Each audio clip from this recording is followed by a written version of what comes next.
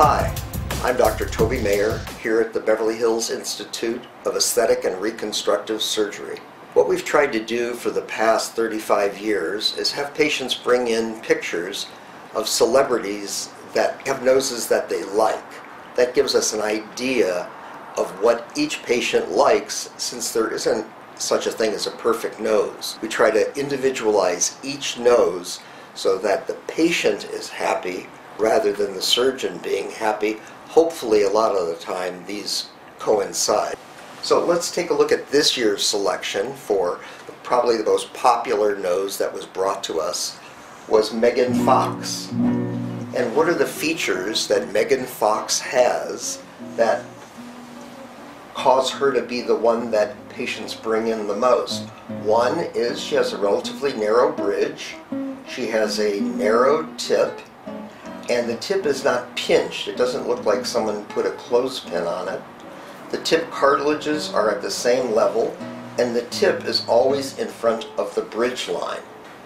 If we look at a patient like this who comes in and says, gee, I don't like my nose because I have a bump on my nose, and she doesn't realize that this is depressed here and the same on the other side.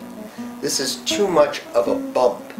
And if you just were to remove the bump, this and this would collapse and make an hourglass type of nose from the front, which we don't like. I'm sure many of you have seen that kind of a nose. So to some patients it looks like, oh, he just went like this and cut this off and that was it. But that's not exactly what happens. This portion was made larger, this was made larger, the other side was made larger, the tip was brought up slightly, and this part of what we call the columella was raised. And only a nose makes a tremendous difference. You notice her tip is not pinched, the tip is in front of the bridge line with the straight bridge line. No scoops, no pinches, and no piggy noses. If we look at a side view, you see that very little a bump was actually removed. It looks like I just sliced this bump off and we were left with this, but that's not what happened. I made that larger, I made this smaller, smaller, larger, and then brought this up. And we put that graph that we talked about before in there on both sides because this is what a natural nose looks like. Some may have the tip a little bit larger, the nostrils may be slightly wider, little tiny changes. But good noses look like this. They're not turned up too much, they're not pointed down. The bump is not the most prominent thing on the profile, the tip is.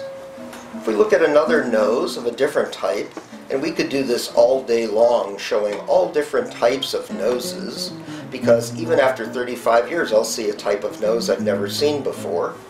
So this nose is too wide in here and it creates a masculine look. So it's made narrower but not too narrow. The tip is more defined, but patients very often will ask us, oh, can you make the tip even smaller because it's a little ball on the end? Well, if you notice, Megan Fox has a little ball on the end. All noses, the tip should be wider than the bridge. If the tip is narrower than the bridge, then we say the nose is pinched and it looks unnatural. If we look at the profile, you see some of the same characteristics of the nose that I showed before. The tip is below the bridge line. Afterward, the tip is in front of the bridge line. This nose has a bump and it's a little shallow, a little short in here. So this has been made bigger, this has been shaved, this has been made bigger, and this little part here has been brought up slightly. And we end up with that same profile.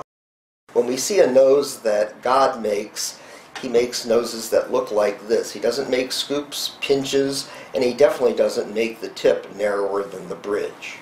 So the most important thing for me as a rhinoplasty surgeon is to make a nose that looks natural and fits the face. Very broad faces need larger noses than very narrow faces. Little tiny small faces need smaller noses than someone that has a big head.